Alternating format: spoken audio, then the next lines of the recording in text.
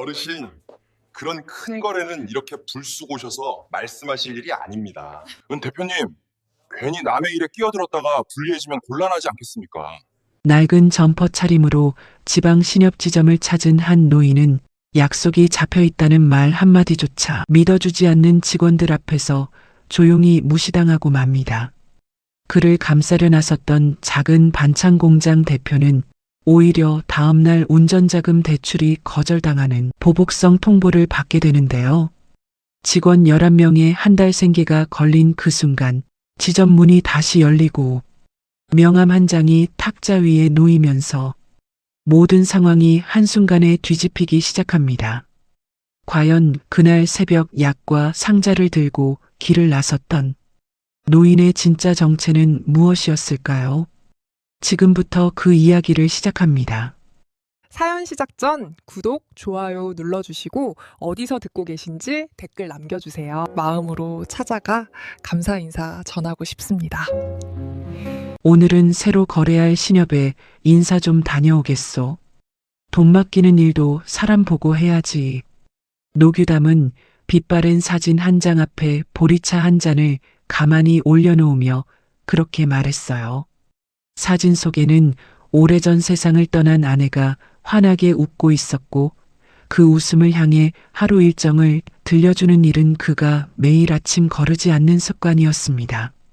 새벽 4시 반, 아직 동도 트지 않은 시각이었지만 노규담의 하루는 이미 시작되고 있었죠. 그는 옷장 한쪽에 걸려있던 낡은 점퍼를 꺼내 입었어요. 색이 바래고 소매뿌리가 다른 그 점퍼는 그가 사업을 시작하던 시절부터 즐겨 입던 옷과 크게 다르지 않은 모양새였습니다.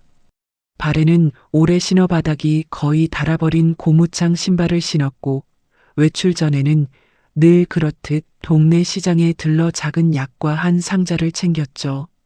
누군가를 처음 만나러 갈 때 빈손으로 가지 않는다는 것이 그의 오래된 원칙이었습니다. 겉모습만 보면 그는 그저 동네에서 흔히 마주칠 법한 평범한 노인이었어요. 하지만 그는 전국의 병원과 요양원, 학교 급식에 식자재를 납품하는 중견기업 그룹 규담푸드라인을 일으킨 창업회장이었습니다. 작은 트럭 한 대로 식자재 도매를 시작했던 그가 지금은 전국 곳곳에 물류창고와 가공공장을 둔 회사를 이끌고 있다는 사실은 낡은 점퍼 차림으로 새벽 골목을 걷는 그의 모습만 보아서는 누구도 쉽게 짐작하기 어려운 일이었죠. 규담푸드라인이 오늘만큼은 평소와 조금 다른 발걸음을 옮기는 이유가 있었어요. 회사가 거래해 오던 기존 금융기관의 조건이 맞지 않아 새로운 거래처를 찾아 지역 신협 지점들을 직접 둘러보기로 한 것이었습니다. 보통 이런 일이라면 재무팀에서 알아서 처리할 사안이었지만 노규담은 큰 거래일수록 직접 발로 확인해야 한다는 믿음을 평생 지켜온 사람이었죠. 그는 돈을 맡긴다는 것이 단순히 이자율이나 조건만 비교하는 일이 아니라 그 돈을 다루는 사람들의 됨됨이를 함께 살피는 일이라고 여겨왔습니다. 사실 그 믿음 뒤에는 그가 누구에게도 쉽게 꺼내지 않는 오래된 상처가 자리하고 있었어요. 젊은 시절 거래처 한 곳이 갑작스레 부도를 내면서 회사 자금이 한꺼번에 묶인 적이 있었습니다. 그때 거래하던 은행은 사정을 들어볼 생각도 없이 곧바로 대출금 회수에 나섰고 결국 그는 한동안 직원들의 월급을 제때 챙겨주지 못한 채 고개를 들지 못하는 시간을 보내야 했죠.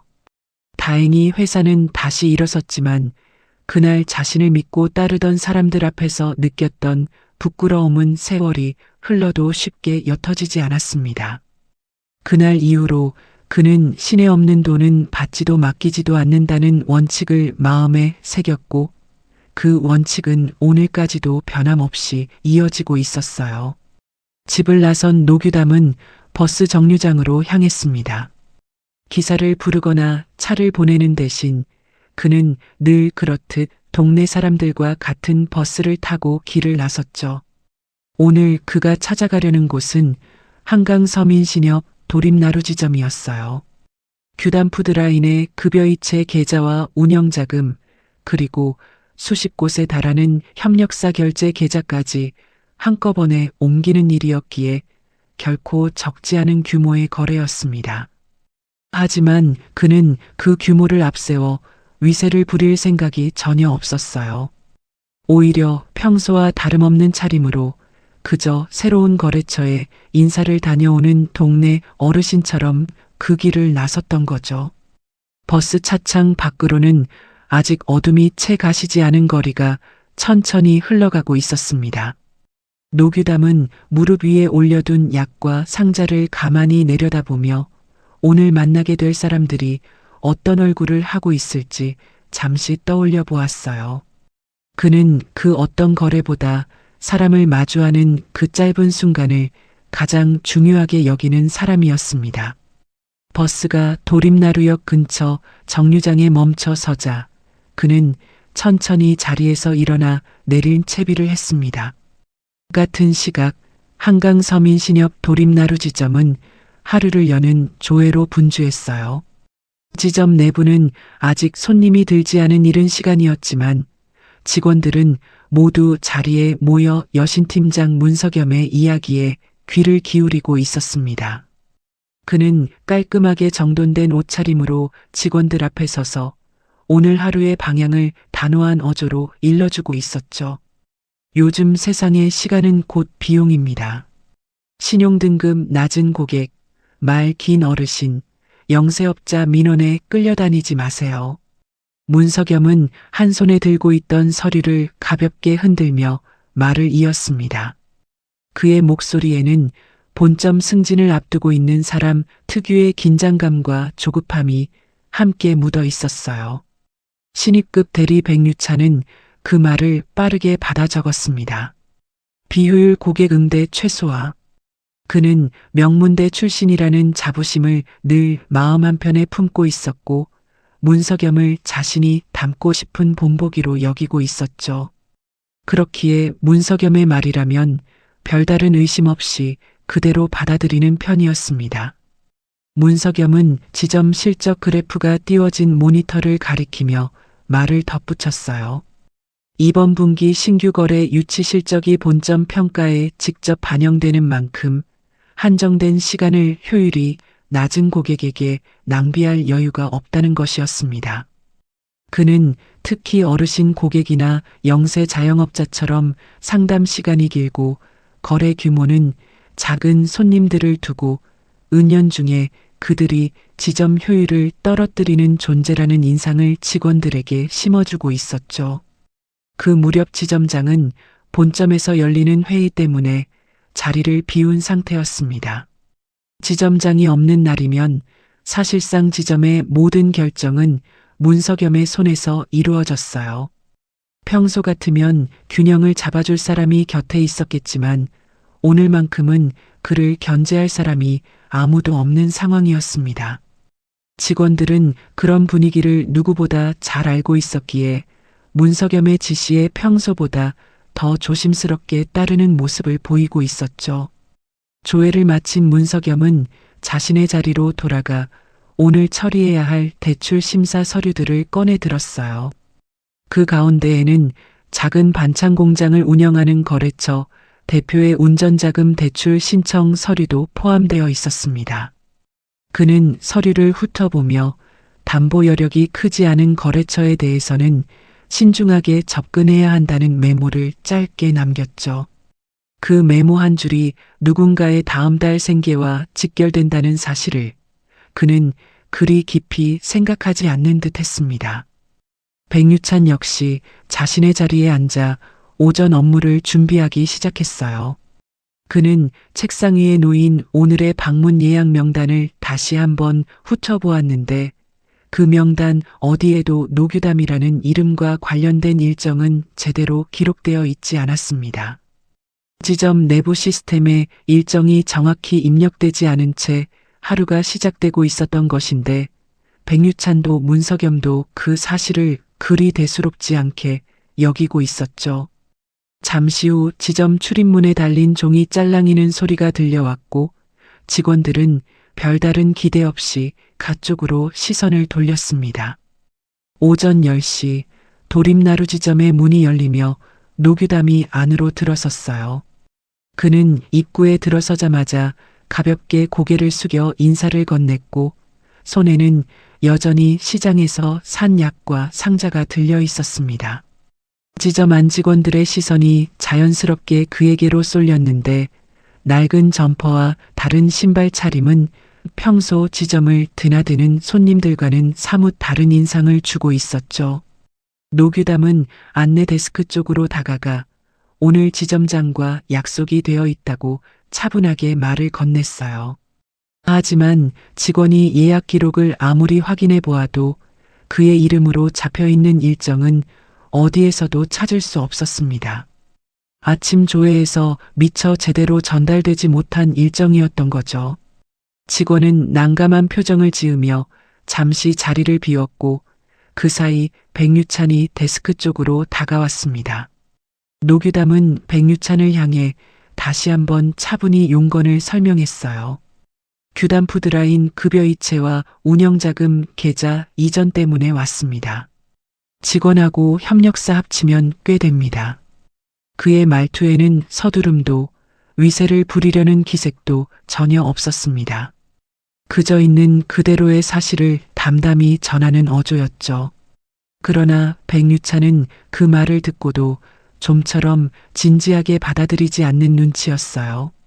그는 노규담의 낡은 점퍼와 손에 든 약과 상자를 위아래로 훑어보더니 가볍게 실소를 머금으며 말했습니다. 어르신, 그런 큰 거래는 이렇게 불쑥 오셔서 말씀하실 일이 아닙니다. 그의 목소리에는 노인을 대하는 듯한 은근한 깔봄이 섞여 있었죠. 노규담은 그 말에도 별다른 동요를 보이지 않았어요. 그는 그저 한 번만 지점장이나 담당자에게 확인을 부탁한다고 다시 청했지만 백유찬은 오늘 일정이 워낙 빡빡하다는 이유를 들어 그 부탁을 쉽게 받아들이지 않았습니다. 그는 큰 거래라면 사전에 정식으로 약속을 잡고 서류를 갖춰와야 한다는 말을 거듭 강조했죠. 마치 노규담의 말을 처음부터 신뢰하지 않는다는 듯한 태도였습니다. 대기석 한쪽에서는 그 광경을 처음부터 지켜보던 손님이 한 명 있었어요. 그녀는 작은 반찬 공장을 운영하는 대표 은초래였고 오늘 운전자금 대출 심사 결과를 기다리며 그 자리에 앉아 있었습니다. 그녀는 백유찬의 말투가 점점 더 무례해지는 것을 느끼며 마음 한편이 불편해지는 것을 어쩔 수 없었죠. 작은 회사를 운영하는 입장에서 그녀 역시 지점 직원들로부터 비슷한 시선을 받아본 적이 한두 번이 아니었기 때문이었습니다. 노규담은 자신을 향한 그 차가운 시선들 속에서도 화를 내거나 언성을 높이지 않았어요. 그는 그저 한 걸음 물러서서 백유찬이 다른 손님을 응대하러 자리를 옮기는 모습을 가만히 지켜보고 있었습니다. 그의 표정에는 실망보다는 이 지점이 평소 사람을 어떻게 대해왔는지를 가늠해 보려는 듯한 차분함이 더 짙게 드리워져 있었죠. 더 이상 그 모습을 지켜보고만 있을 수 없었던 은초래는 결국 자리에서 일어나 데스크 쪽으로 다가갔어요. 그녀는 조심스럽지만 분명한 목소리로 말했습니다. 확인 전화 한 통이면 되는 거 아닌가요? 손님한테 그렇게 말씀하시면 안 되죠. 그 말 한마디에 지점 안의 시선이 순식간에 그녀에게로 쏠렸죠. 마침 그 자리에 있던 문석염이 그 말을 듣고 곧장 다가왔어요. 그는 은초래를 알아보고는 평소와는 다른 낮고 묵직한 목소리로 말을 건넸습니다. 은 대표님, 내일 운전자금 대출 결과 나오는 날이죠? 괜히 남의 일에 끼어들었다가 불리해지면 곤란하지 않겠습니까? 그 말투는 겉으로는 정중했지만 그 안에는 분명한 경고가 담겨 있었죠. 은초래의 얼굴이 순간 굳어지는 것이 보였어요. 직원 11명의 월급과 다음 달 운영 자금이 모두 내일 발표될 대출 심사 결과에 달려 있었기 때문이었습니다. 작은 회사를 이끄는 입장에서 여신 팀장의 저런 말 한마디는 결코 가볍게 흘려들을 수 있는 것이 아니었죠. 그러나 그녀는 끝내 시선을 피하지 않은 채 문석염을 향해 차분히 다시 입을 열었습니다. 손님을 대하는 태도에는 거래 규모와 상관없이 최소한의 예의가 필요하다는 말이었어요. 그 광경을 묵묵히 지켜보던 노규담은 은초래에 흔들리지 않는 눈빛 속에서 오래전 자신의 모습을 어렴풋이 떠올렸어요. 거래처 부도로 회사가 위태로웠던 그 시절, 자신도 누군가에게 그런 절박한 눈빛을 보였던 기억이 있었기 때문이었죠. 그는 그 자리에서 굳이 자신의 신분을 밝혀 상황을 정리할 수도 있었지만 아직은 때가 아니라고 판단한 듯 잠자코 한 걸음 물러서 있었습니다. 문석염은 은초래의 반박에 잠시 말문이 막힌 듯 했지만 곧 표정을 가다듬으며 화제를 돌렸어요. 그는 오늘 업무가 많아 더 이상 시간을 끌 수 없다는 말로 상황을 서둘러 마무리하려 했습니다. 백유찬 역시 옆에서 거들듯 노규담을 향해 다음에 정식으로 예약을 잡고 다시 방문해 달라는 말을 던졌죠. 그 말투에는 더 이상의 대화는 필요 없다는 단호함이 묻어 있었습니다. 노규담은 그 모든 상황을 가만히 지켜보다가 은초래를 향해 나직이 고개를 끄덕여 보였어요. 굳이 말로 하지 않아도 고맙다는 마음이 전해지는 눈빛이었죠. 그는 더 이상 데스크 쪽에 머무르지 않고 천천히 지점 출입문을 향해 걸음을 옮기기 시작했습니다. 그가 떠나는 뒷모습을 바라보며 은초래는 자신이 나선 일로 그가 더 불편한 일을 겪은 것은 아닌지 마음이 무거워졌어요. 은초래는 잠시 망설이다가 자신도 모르게 그를 뒤따라 지점 밖으로 나섰습니다. 출입문 너머로 나서자 아침보다 한층 높아진 햇살이 두 사람을 비추고 있었고 도림나루역 일대를 오가는 사람들의 발걸음이 분주하게 이어지고 있었죠. 은초래는 잠시 숨을 고른 뒤 노규담에게 조심스럽게 다가가 죄송하다는 말을 건네려 했어요. 그러나 노규담은 그런 그녀를 향해 부드럽게 웃으며 근처에 자주 들르는 오래된 다방이 있다고 잠시 그곳에서 차 한잔하고 가자고 먼저 청했습니다. 지점에서 멀지 않은 골목 안에는 오래전부터 그 자리를 지켜온 작은 다방이 자리하고 있었어요. 낡은 나무 의자와 빛바랜 벽지가 그대로 남아있는 그 공간은 바쁘게 돌아가는 거리의 풍경과는 사뭇 다른 고요함을 품고 있었죠. 노규담과 은초래는 창가 자리에 마주 앉았고 잠시 후 종업원이 내어온 쌍화차의 진한 향이 두 사람 사이에 천천히 퍼져나갔습니다. 자리에 앉은 은초래는 좀처럼 마음이 편치 않은 듯 자신 때문에 더 곤란한 일을 겪으신 것 같다는 말을 거듭 꺼냈어요. 노규담은 그런 그녀를 향해 가만히 고개를 저으며 말했습니다. 사과는 그쪽 사람들이 해야지. 은 대표는 사람답게 행동했을 뿐이요. 그 한마디에 은초래의 어깨에서 조금씩 긴장이 풀려나가는 듯 했죠. 찻잔을 두 손으로 감싸쥔 은초래는 묻지 않았는데도 자연스럽게 자신의 사정을 털어놓기 시작했어요. 어머니가 세워 지금까지 이어온 작은 반찬 공장을 자신이 물려받았고 지금은 요양원과 어린이집에 반찬을 납품하며 직원 11명과 함께 회사를 꾸려가고 있다고 말했습니다. 그녀는 회사 사정이 늘 빠듯한 편이었지만 직원들 월급과 거래처에 줄 대금만큼은 단 한 번도 미뤄본 적이 없다고 덧붙였죠. 그러면서 그녀는 12년 전의 일을 조심스럽게 꺼냈어요. 그 무렵 초래찬방은 거래처의 갑작스러운 부도로 회사 전체가 무너질 위기에 놓였던 적이 있었는데 그때 이름도 밝히지 않은 어느 납품사가 직원들의 밀린 월급을 대신 막아준 덕분에 가까스로 회사를 지킬 수 있었다는 이야기였습니다. 그녀는 그 회사의 이름을 끝내 알지 못한 채 지금까지도 그 은혜를 마음에 품고 살아왔다고 말했죠. 그 이야기를 듣던 노규담은 찻잔을 가만히 내려놓았어요. 그는 그 순간 오래전 자신이 지시했던 일 하나를 천천히 떠올리고 있었습니다. 거래처 부도로 위기에 몰린 작은 반찬 공장이 있다는 보고를 받았던 그날, 그는 자신의 이름을 밝히지 않은 채 직원들의 밀린 월급을 대신 처리해 주도록 조용히 지시했었죠. 그 회사가 어떻게 되었는지 따로 확인하지 않은 채 12년이라는 시간이 흘렀는데 지금 눈앞에 앉은 이 젊은 대표의 회사가 바로 그때 그 초래찬 방이었다는 사실을 그는 비로소 또렷이 알아차리고 있었습니다. 노규담은 그러나 그 사실을 그 자리에서 곧바로 밝히지 않았어요. 지금 이 순간 그 일을 꺼내는 것이 은초래에게 또 다른 부담으로 다가갈 수도 있다고 생각했기 때문이었죠. 그는 그저 찻잔 너머로 그녀를 바라보며 어머니께서 참 좋은 원칙을 남기셨다고 짧게 답했습니다.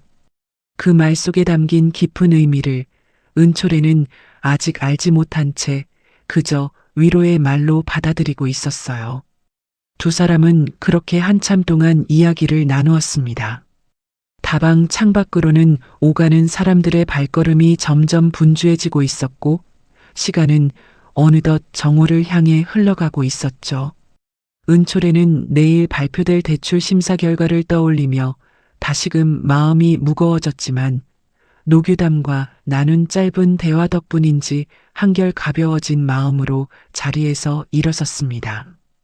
두 사람은 다방 앞에서 가볍게 인사를 나눈 뒤 각자의 길로 흩어졌고 노규담은 멀어지는 그녀의 뒷모습을 한참 동안 바라보다가 천천히 발걸음을 돌렸습니다. 그날 밤 규담푸드라인 재무총괄 전무장무원이 노규담의 집을 찾아왔어요. 평소 같으면 다음날 사무실에서 보고를 받아도 될 일이었지만 노규담이 직접 그를 불러들인 데에는 그만한 이유가 있었습니다. 장무원은 거실에 들어서자마자 노규담의 표정에서 평소와는 다른 결연함을 읽어낼 수 있었죠.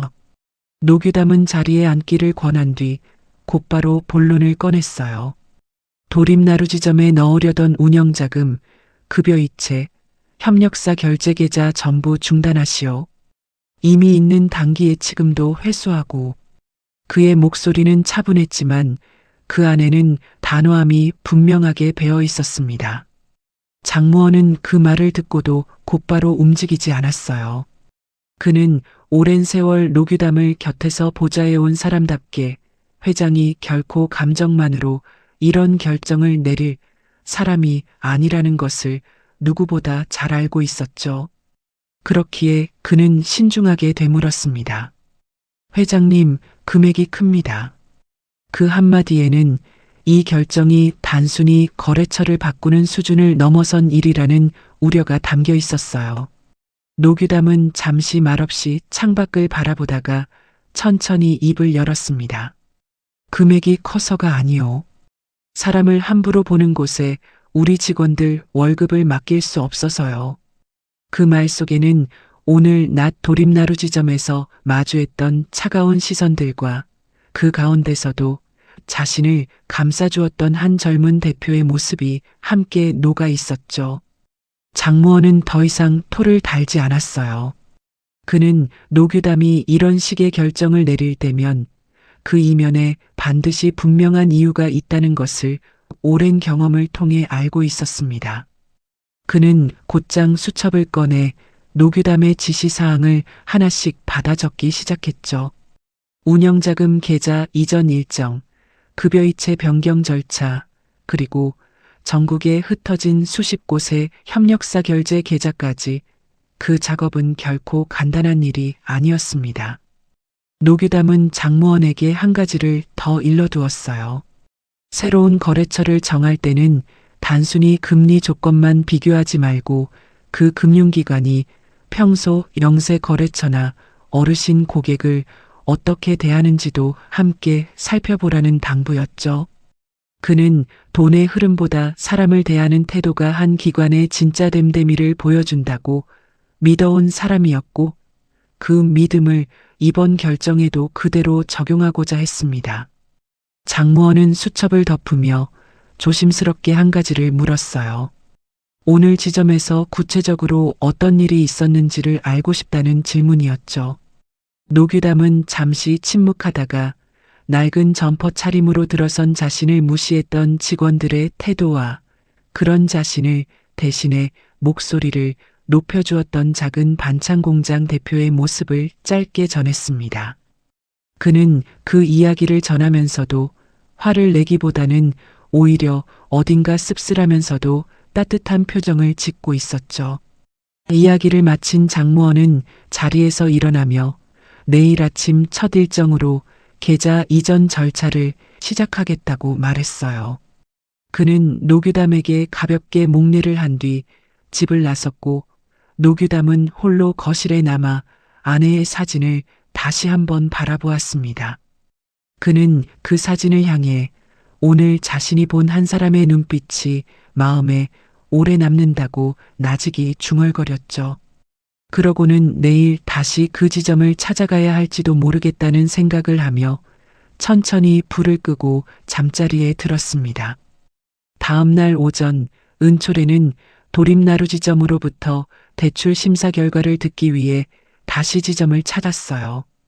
밤새 제대로 잠을 이루지 못한 탓에 그녀의 얼굴에는 옅은 피로가 묻어 있었지만 직원 11명의 생계가 걸린 일이었기에 그녀는 애써 마음을 다잡으며 상담 창구 앞에 앉았습니다.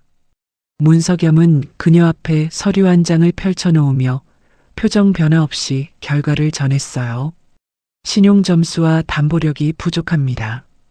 그는 잠시 말을 멈추었다가 다시 한마디를 덧붙였죠. 그리고 어제처럼 감정적인 대표님은 경영 리스크가 큽니다. 그 말투에는 어제 자신이 받았던 반박을 잊지 않았다는 듯한 가시가 분명하게 묻어 있었습니다. 은초래의 얼굴빛이 순간 창백해졌어요. 그녀는 애써 침착함을 유지하며 지난 12년간 단 한 번도 거래처 대금을 미룬 적이 없다는 사실과 직원들의 근속 기간이 다른 업체보다 길다는 점을 차분히 설명하려 했죠. 그러나 문석염은 그녀의 말이 끝나기도 전에 서류를 거두며 오늘 결정은 이미 내부적으로 확정된 사안이라는 말로 상황을 마무리하려 했습니다. 그녀는 그 순간 이 심사가 단순한 사업 평가가 아니라 어제 일에 대한 보복에 가깝다는 사실을 분명하게 깨닫고 말았어요. 바로 그때 지점 출입문이 다시 열리며 노규담과 장무원이 안으로 들어섰습니다. 두 사람은 누가 보아도 어제와는 다른 분위기를 풍기고 있었는데 노규담은 여전히 낡은 점퍼 차림이었지만 그 곁을 지키는 장무원은 단정한 정장 차림으로 묵직한 존재감을 드러내고 있었죠. 지점 안의 시선이 일제히 그쪽으로 쏠렸습니다. 장무원은 곧장 문석염 앞으로 다가가 들고 있던 명함 한 장을 탁자 위에 가지런히 내려놓으며 말했어요. 규담푸드라인 재무총괄 장무원입니다. 이분은 노규담 창업회장님이십니다. 그 한마디가 지점 안에 울려 퍼지는 순간 공기가 순식간에 얼어붙는 듯 했죠. 백유찬의 손에서 들고 있던 태블릿이 그대로 바닥으로 떨어졌습니다. 그는 명함에 적힌 이름과 직함을 몇 번이고 다시 확인하며 어제 자신이 그 노인을 향해 어떤 말을 내뱉었는지를 빠르게 되짚어보는 듯한 표정을 지었어요. 문석염 역시 순간 말을 잇지 못한 채 명함과 노규담의 얼굴을 번갈아 바라보고 있었습니다. 평소 숫자와 실적으로만 사람을 판단해왔던 그가 이번만큼은 그 어떤 숫자로도 지금 상황을 설명할 수 없다는 사실을 직감한 듯했죠. 은초래는 그 모든 광경을 지켜보며 좀처럼 말을 잇지 못했어요. 어제 자신이 감싸려 했던 낡은 점퍼의 노인이 사실은 전국 단위의 식자재 기업을 일으킨 창업회장이었다는 사실은 쉽게 받아들이기 힘든 일이었습니다. 그녀는 떨리는 시선으로 노규담을 바라보았지만 그는 어제와 다름없이 차분한 얼굴로 지점 안을 천천히 둘러보고 있을 뿐이었죠. 그 흔들림 없는 모습이 그녀에게는 오히려 더 깊은 울림으로 다가왔습니다. 지점 안의 정적을 깬 것은 노규담의 짧은 한마디였어요. 그는 휴대전화를 꺼내들어 장무원에게 곧장 지시를 내렸습니다. 장 전무 예정대로 진행하세요. 그 말은 짧았지만 그 안에 담긴 무게는 결코 가볍지 않았죠. 장무원은 곧바로 본사에 연락을 취했고 잠시 후 지점 내부의 전화기들이 일제히 울리기 시작했어요. 규담푸드라인 명의로 되어 있던 예치금과 급여 이체, 그리고 수십 곳에 달하는 협력사 결제 계좌의 이전 요청이 동시에 시스템에 접수되고 있었습니다. 평소 조용하던 지점 사무실은 순식간에 분주한 통화 소리와 키보드 소리로 가득 찼죠. 문석염은 황급히 본점에 전화를 걸어 상황을 확인하려 했어요. 하지만 돌아오는 답은 명확했습니다. 예금주가 적법한 절차에 따라 자신의 돈을 옮기고 있을 뿐 지점에서 막을 수 있는 방법은 어디에도 없다는 것이었죠. 그는 수화기를 든 채로 자신이 그동안 쌓아 올린 실적 위에 균열이 가는 소리를 듣고 있는 듯한 표정을 지었습니다. 노규담은 그런 문석염을 향해 가만히 시선을 돌리며 말했어요. 문 팀장님 말대로 시간은 돈이지요. 내가 어제 드린 20분을 거절한 값이 오늘 돌아온 겁니다. 그 한마디에는 비아냥거림보다는 오히려 차분한 깨우침에 가까운 무게가 실려 있었죠. 사람을 대하는 짧은 시간 하나가 얼마나 큰 결과로 되돌아올 수 있는지를 보여주는 말이었습니다. 문석염은 그 말 앞에서 아무런 대꾸도 하지 못했어요. 그는 그동안 자신이 신뢰해온 신용등급과 담보평가표가 정작 가장 중요한 순간에는 아무런 힘도 발휘하지 못한다는 사실을 처음으로 절감하고 있었죠.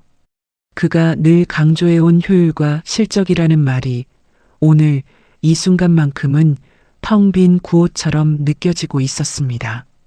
지점장이 본점 회의를 마치고 황급히 돌아온 것도 바로 그 무렵이었어요.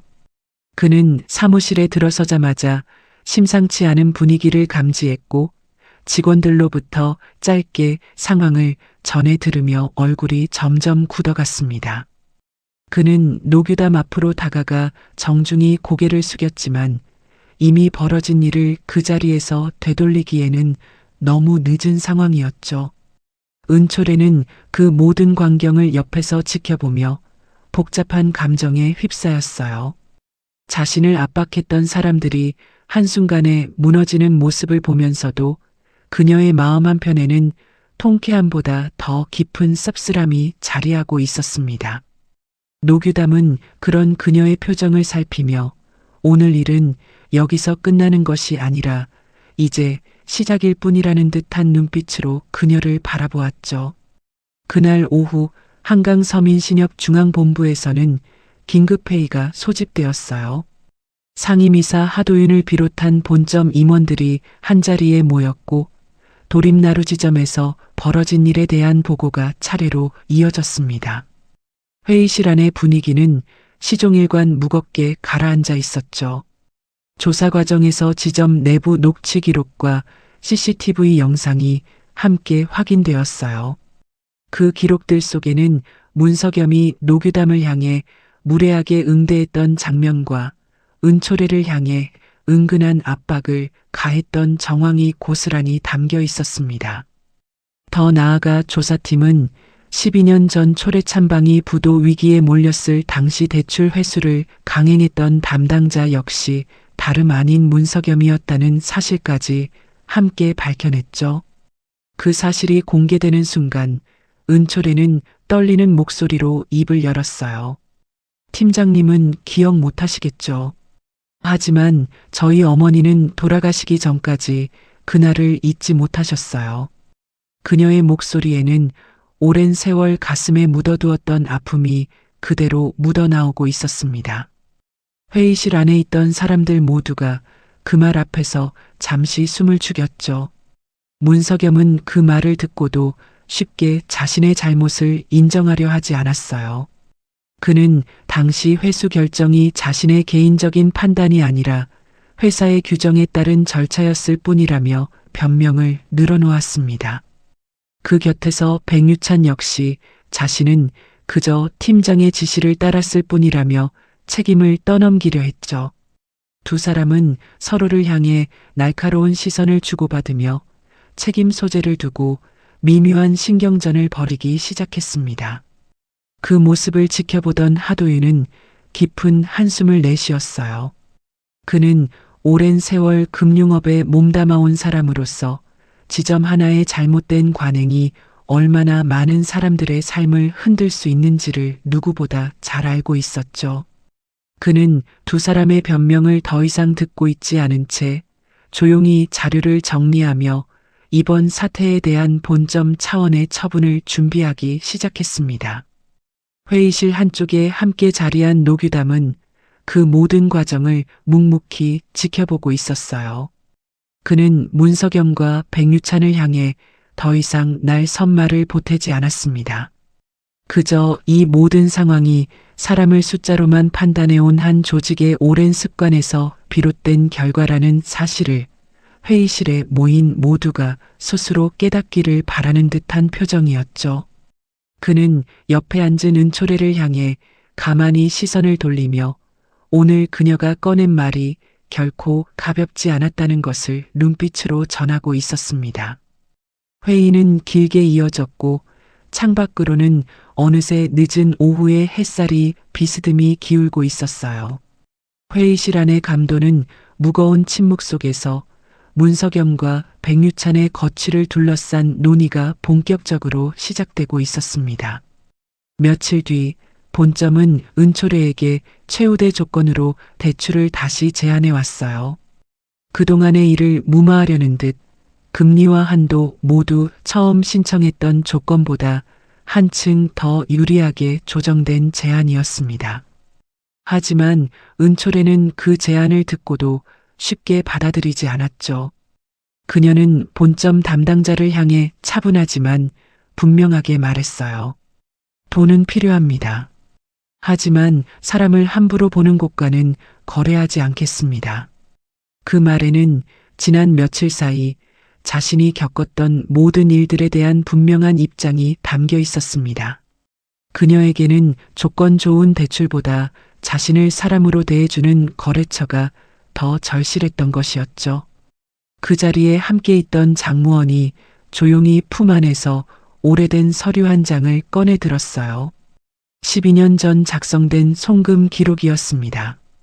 그는 그 서류를 은초래 앞에 가만히 펼쳐 보이며 그동안 익명으로 처리되어 있던 그 지원금의 실제 출처를 천천히 설명하기 시작했죠. 초래찬방 직원들의 밀린 월급과 미지급 납품 대금을 대신 막아준 회사, 그 이름은 다름 아닌 규담푸드라인이었습니다. 은초래는 그 서류를 내려다보며 한동안 아무 말도 잊지 못했어요. 어머니가 돌아가시기 전까지도 그토록 찾고 싶어 했던 이름 모를 은인이 바로 며칠 전 자신이 지점에서 무례한 대우를 받는 모습을 보고 먼저 나서서 감싸주었던 그 낡은 점퍼의 노인이었다는 사실을 깨닫는 순간 그녀의 눈가에는 참았던 눈물이 차오르기 시작했죠. 그녀는 떨리는 시선으로 노규담을 바라보았습니다.